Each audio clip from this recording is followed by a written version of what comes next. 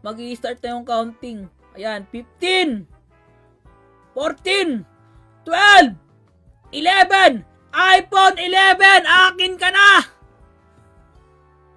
Taas yung kamay nyo guys. Itaas yung kamay nyo lahat. 3 binili ko. Ah! Uy! Yo, what up guys? So, dami nagtatanong sa akin guys kung legit ba daw talaga dito sa 10P Mall. So, actually guys, ito na yung napanalunan ko, no? So, isi-censored ko lang yung part na to.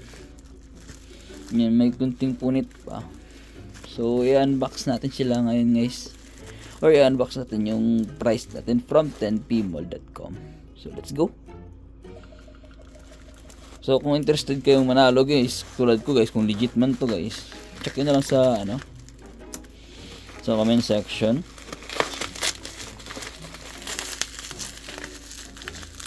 So, actually guys, grabe yung pagkarap din nila. So, napanalunan ko daw guys is iPhone 11, no? From 10P Mall. So, kung interested kayo guys, nandiyan din yung QR code sa screen.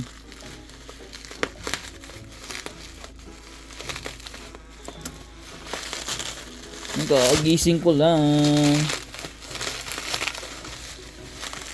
So, actually guys, ito na pag-crop nila from 10P Mall.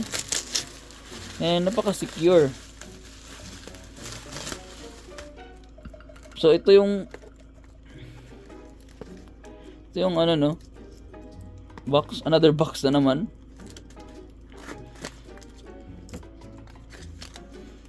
And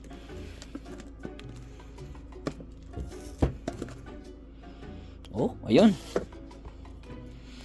Legit ka, guys.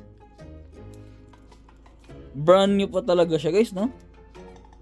And naka-sealed pa.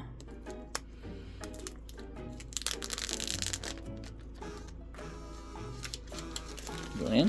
Tingnan natin, guys. Baka bato or sabon yung nakalagay.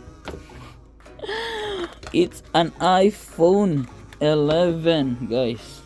iPhone 11.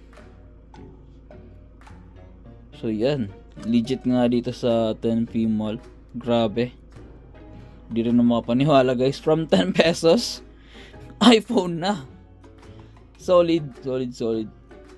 So yeah, legit yung 10P Mall guys. So actually 30 pesos lang talaga nagastos ko dito. And then may clip din ako guys kung paano ako napanalunan to sa live. Thank you so much for watching guys.